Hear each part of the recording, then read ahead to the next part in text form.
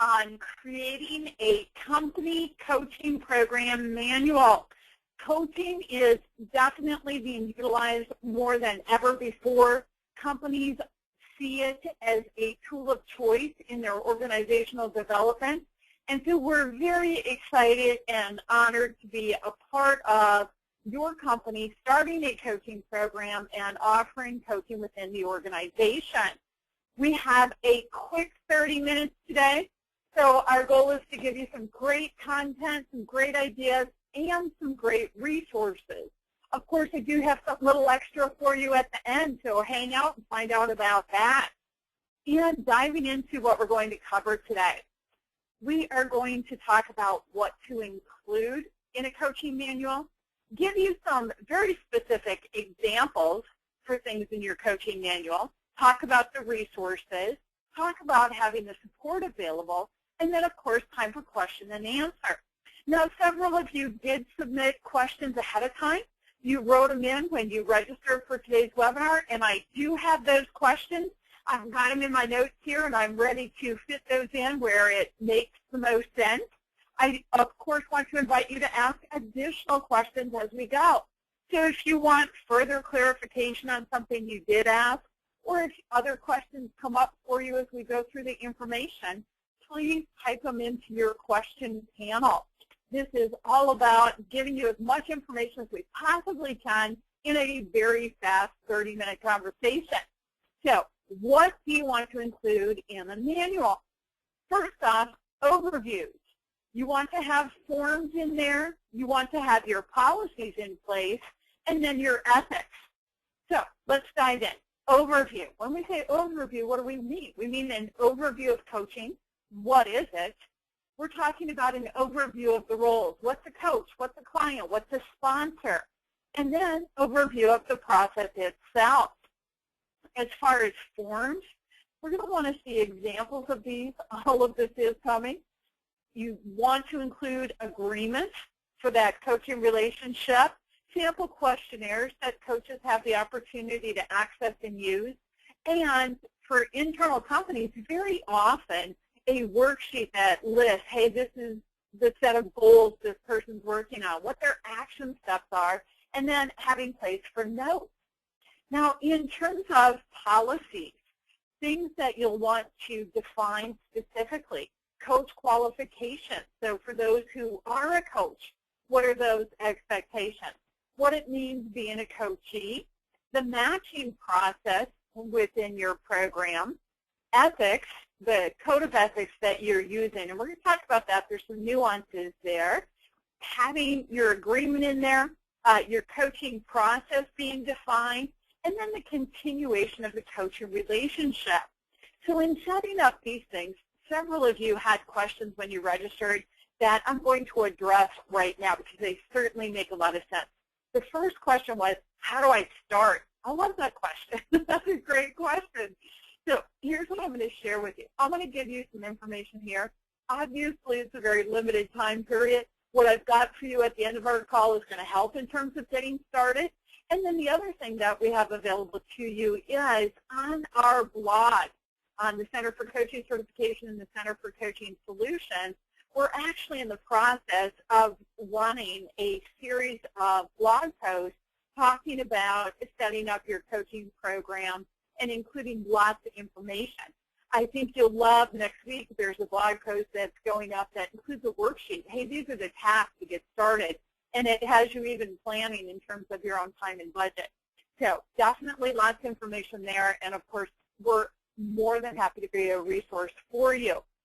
As far as the next question, somebody asked, what are the ethics of sharing trend information? So, of course, what you're referring to, I'm guessing, is that in the ICF Code of Ethics for coaches, it talks about not making promises or guarantees, especially when there isn't really a way to guarantee anything. At the same time, in offering coaching services and letting companies know about what's available or creating buy-in internally within an organization, having the statistics available definitely makes sense and provides value.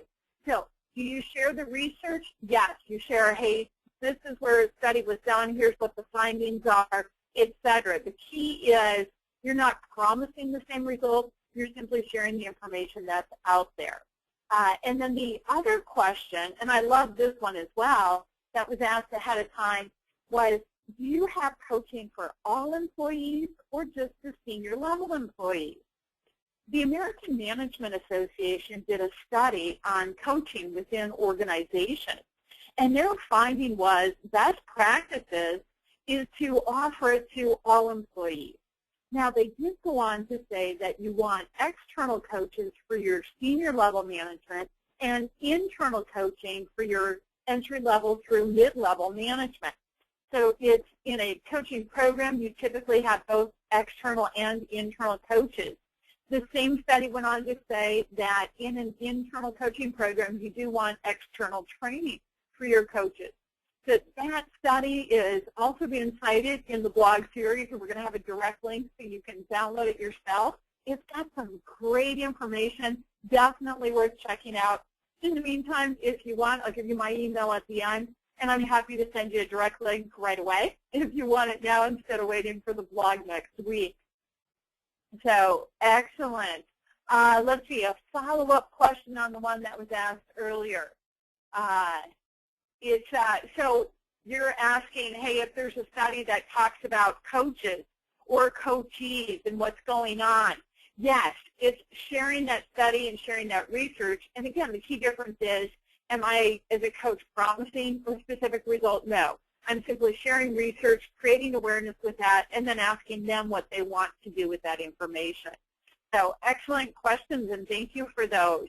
All right, your code of ethics. Definitely want that in your coaching program manual.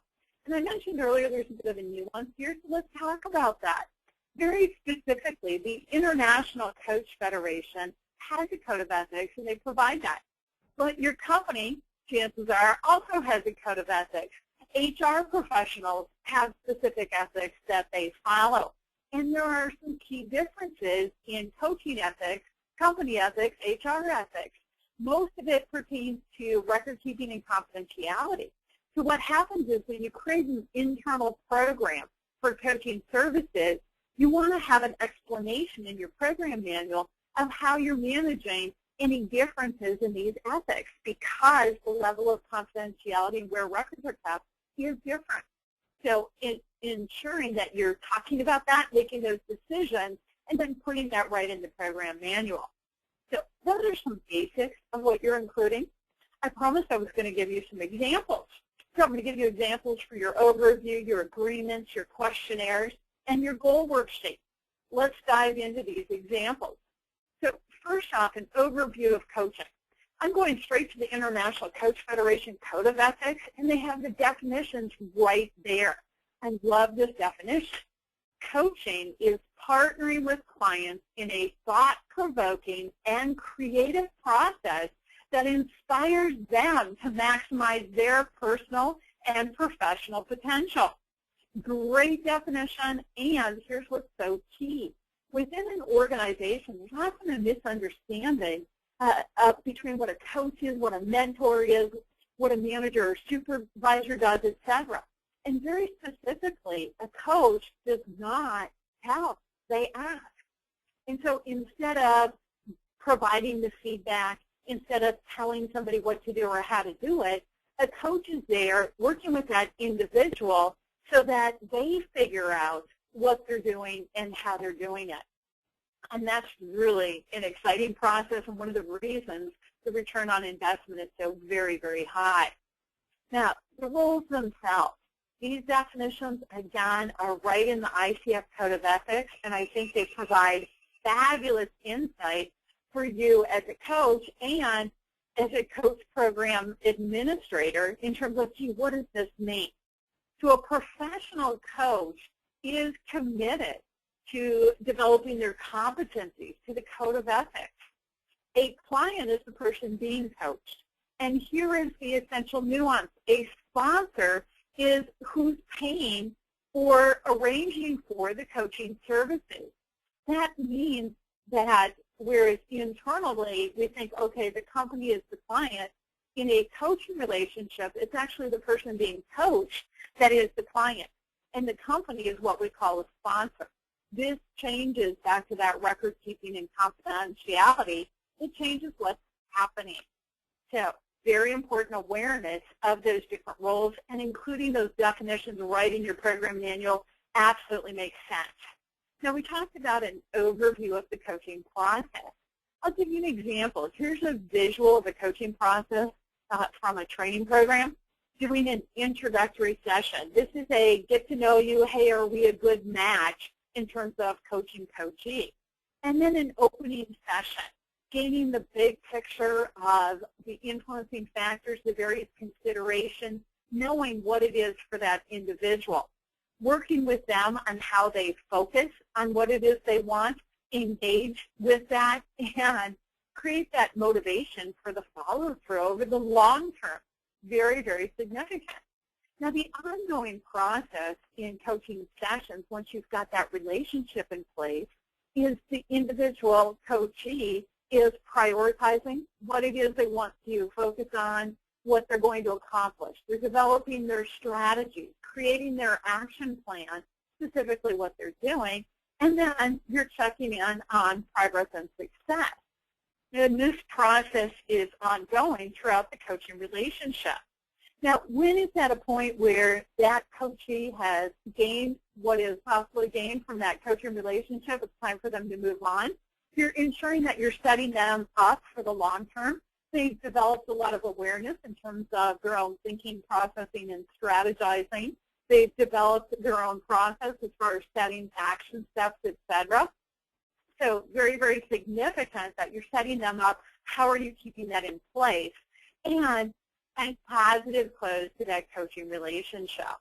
So this gives one example. Of course, within your organization, as you refine your process, it may be that your visual or illustration is different.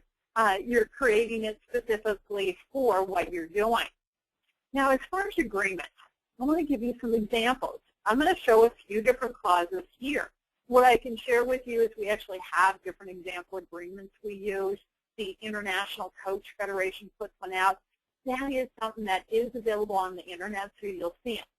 So the first off is an example where you have a paragraph explaining what the coaching relationship is about, what the reason for it is, how it works, and it's really focused on serving that individual coachee so that they decide what they want and they are truly empowered. So this clause speaks to that directly, the coach being the strategic partner of the client so that the client is the one exploring their goals, barriers, action steps, and accountability plans and moving forward. Coaching is client-focused, client-driven. The client chooses their priorities and action steps. This is all incredibly significant in terms of gaining the results. So what does the coach do? It may be they're providing perspective, creating focus, clarifying intention, motivating, and then, of course, building accountability. Another example of a clause. This relationship between the coach and the client or the coachee is based on open communication and trust. Client information and client communications are confidential. That means the coach may provide notes to the client on an email address that's different from their company one, protecting their confidentiality. When the relationship is complete, the coach has a set time for which they're keeping notes in case they want to go back and rediscuss anything. And then after that, they're going to get rid of them, and they're letting the client know. This means those notes belong to the coach and the client instead of belonging to the company. Very, very different. Another example clause for a coaching agreement. Coaching begins with a time commitment. Now, the reason for putting that in there is that when you go into a coaching relationship, if you say, oh, we're just going to do 1 or 2 sessions, there's very little buy-in and commitment to it. In addition to that, coaching is a process, and it takes time to create meaningful change. So having a minimum time commitment absolutely makes sense. So defining what that is and including that in agreement is a good idea. If there's something that could be perceived keyword there, everyone, perceived as a conflict of interest, then the coach identifies this to the client, and they explore interest in continuing to coach. So the key is, it's not even, hey, there is a conflict, or I think there's a conflict. It's, this could possibly be perceived as a conflict, therefore, we're going to have a conversation about it. Coaching is a very transparent relationship. Another example of a clause is back to clarifying the role. The coach is not here to be an attorney, an accountant, a mental health professional. They are not there to give advice. And the key is the client makes the choices and the decisions for themselves. And stating that right in the agreement is a great idea. Now, another clause. The client and the coach recognize that the purpose of the coaching relationship is for the client to explore their goals and create significant change based on client choice. Again, you're setting up what this relationship is about and how it works. So these are great examples of language that you want to include in your coaching agreement. Now, other examples, questionnaires. So what types of questions does a coach want to ask a client? In coach training, we learn about short, simple, open-ended questions.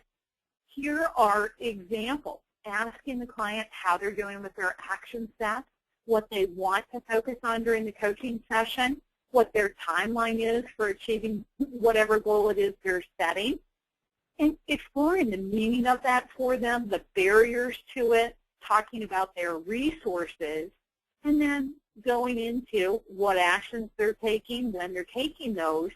And the last one, having the client describe what is happening when you achieve these action steps, means you're really thinking about what it means moving forward.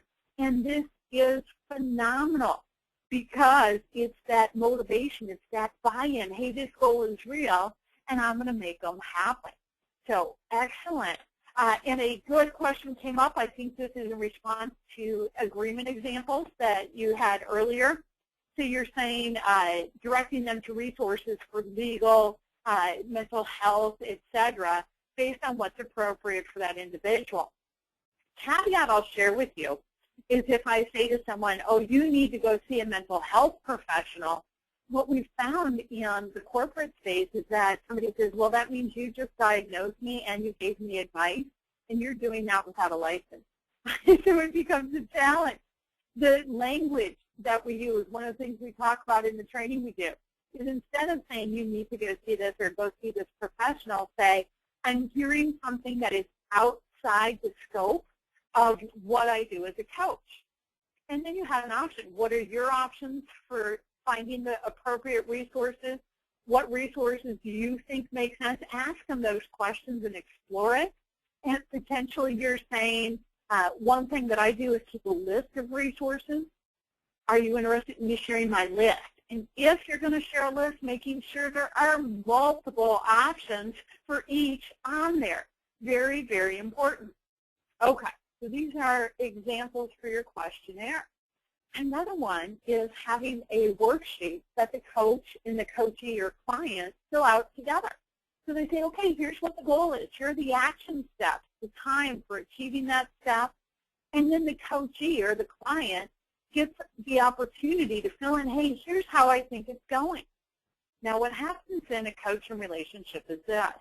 When you have a program with inside a company, internally, very often the managers and the supervisors want to hear, hey, what's going on in those coaching sessions? And it's confidential information. The bottom line is the individual being coached, the client or the coachee, has the option of saying what can and cannot be disclosed. What this worksheet does is serves that individual client or coachee in creating, hey, this is what I am willing to share. I'm working on these goals with these action steps, and here's my comments on how it's going. And then that individual client or coachee can share it with their manager or supervisor. Alternatively, they can give their coach permission to share it. So based on what's happening in that relationship. The key is it's a worksheet they develop together, and before anything gets shared, they're talking about that. So great example of different forms to include in your coaching manual. Now, what are some of the resources available to you? First off, the International Coach Federation. Of course, Center for Coaching Solutions is interested in being a resource, and the Center for Coaching Certification. So let me go through what's offered there. At the Coach Federation, you're going to find some great resources available. So they're on their website online. You'll find the Code of Ethics there, the core competencies for a coach. If you're looking for a training program, they have a list of training programs. They have a list of coaches available. So all kinds of great information, both about coaching, the process, what it is, how it works, and resources that are available to you. Now, of course, the Center for Coaching Solutions, our organization is definitely interested in offering resources for you. So on our website, what do we include? We have these free 30-minute trainings each month. We also have a number of other resources available to you, in addition to being one of the organizations where you can outsource. So if you want support in terms of consulting, establishing a training program, if you want external coaches, if you want the training, etc., we're there and we're available. Beyond that, on our coaching blog, lots of great articles and great information. Through the social media sites, again, same concept. If you're looking for coaching training, where we work is with the Center for Coaching Certification, providing those training programs. In addition to having training that you can go out to, we also work with you if you want the training coming into your organization. We can make that happen. And again, lots of great resources there. So, support for you, the blogs that we provide, the books that we publish, the free webinars that we do, being available for a quick chat. We'll have people call or email and just ask a question. And then, of course, being available for outsourcing. The blog is easily accessible from the website, so it's coachingblog.centerforcoachingcertification.com. Lots of great articles there, and as I mentioned, we are currently running a series on coaching programs. Lots of good information for you there. Every year we publish a book called Coaching Perspectives. Lots of great chapters written by people who have gone through the program. Tremendous wealth of expertise from all different perspectives. And then, of course, our 30-minute monthly webinar. We also have a 60-minute webinar every other month. If you're on our newsletter email list, you'll receive an email for those and can keep you on track. Additionally, they're listed on the website.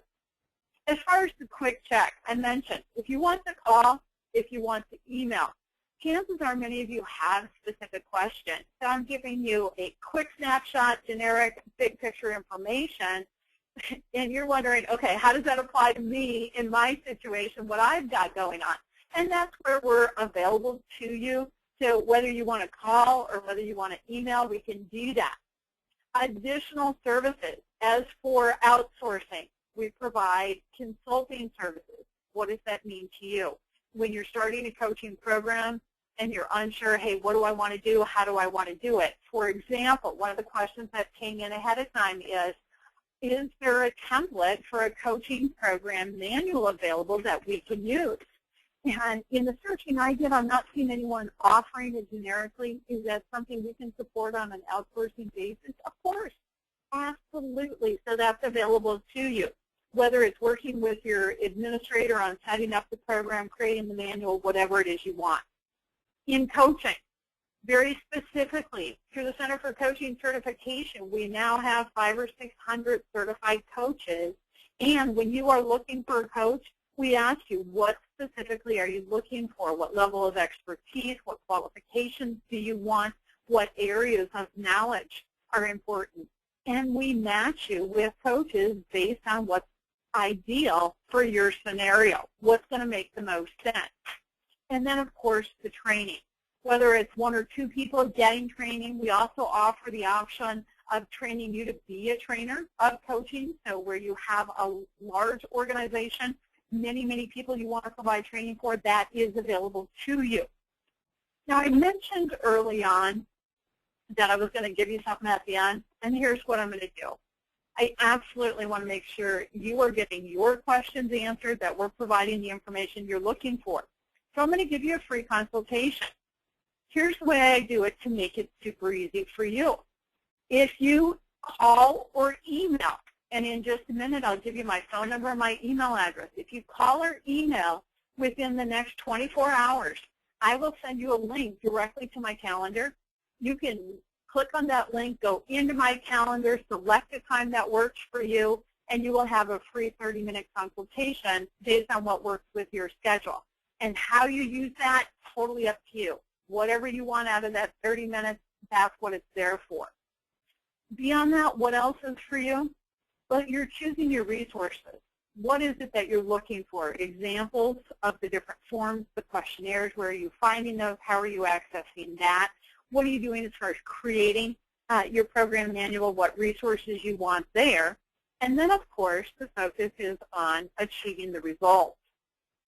So in terms of giving you our contact information, here's my direct telephone number, here's my direct email. Obviously, because I'm emailing you the link to my calendar, that's the easiest thing. If you just shoot me an email and say, hey, please send me the link to your calendar, I will send that to you. My telephone is obviously hit and miss, depending on what calls I have scheduled. So happy to set that up and be of service to you. I believe as we've gone through, I've effectively included the questions that I had and what has come up. I do want to invite any additional questions you have. If you want me to go back and provide additional information, etc., please feel free. I am getting the question of, are you going to have access to this information later? We will load today's webinar recording on our YouTube channel. Everyone that registered for today will receive a direct link to it. So you will have the option of going back and going through it again if you want the information again. We are coming up on our 30 minutes, and I do realize many of you have other things scheduled. I want to, of course, say thank you very much for being here. I appreciate your time and your participation today. Looking forward to being of service and what else we can provide you. So thank you, and I'm getting your comments in the question panel, so thank you very much as well. Those of you that do want to run, obviously feel free. As far as anyone else, whatever other questions you have, type them in. Let's make sure we get those answered. Let's see. Is the recording downloadable? It's on the YouTube channel. So what that means is anytime you have an internet connection, you can access it through that YouTube channel. I do not believe the technology allows actually downloading it. So it's going to be something where you're accessing it while you have an internet connection. So good question on that. And thank you also, those of you that are typing in the comments, definitely appreciate it. Those of you that are running, glad to have had you here, and I hope I get an email from you. Thank you all. And based on the comments and everything I'm seeing, I believe I've answered your questions. I look forward, those of you who are saying I look forward to speaking with you as well. So thank you so much. Looking forward to speaking with you soon. Take care, everyone.